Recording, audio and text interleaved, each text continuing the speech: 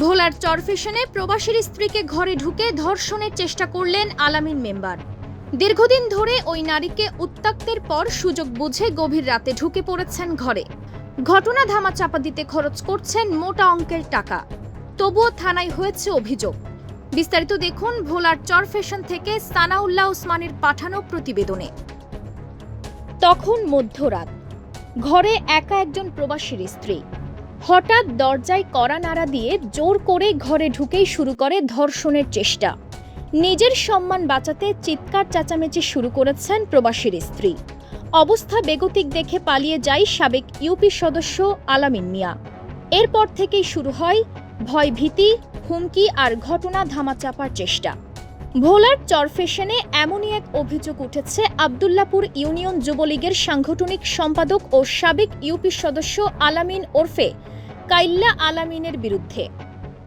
ভুক্তভোগী নারীর লিখিত অভিযোগে বলা হয়েছে, তার স্বামী দীর্ঘদিন সৌদি আরব প্রবাসী।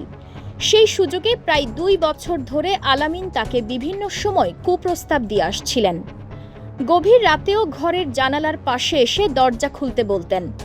লোকলজ্জার ভয়ে বিষয়টি প্রকাশ না করায় অভিযুক্ত আরও বেপরোয়া হয়ে উঠেছেন।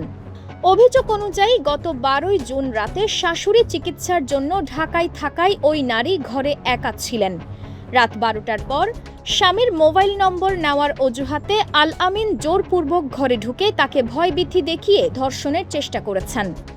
ভুক্তভোগীর চিৎকারে তিনি পালিয়ে যান। পরে অভিযোগ করতে গেলে অভিযুক্ত এবং তার লোকজন হুমকি দেন বলেও দাবি করা হয়েছে। এমনকি স্থানীয় কয়েকজন ব্যক্তি টাকার বিনিময়ে ঘটনাটি ধামাচাপা দেওয়ার চেষ্টা করছেন বলেও অভিযোগ উল্লেখ করা হয়েছে। বর্তমানে ভুক্তভোগী নিরাপত্তাহীনতায় ভুগছেন বলে জানিয়েছেন তার স্বজনেরা।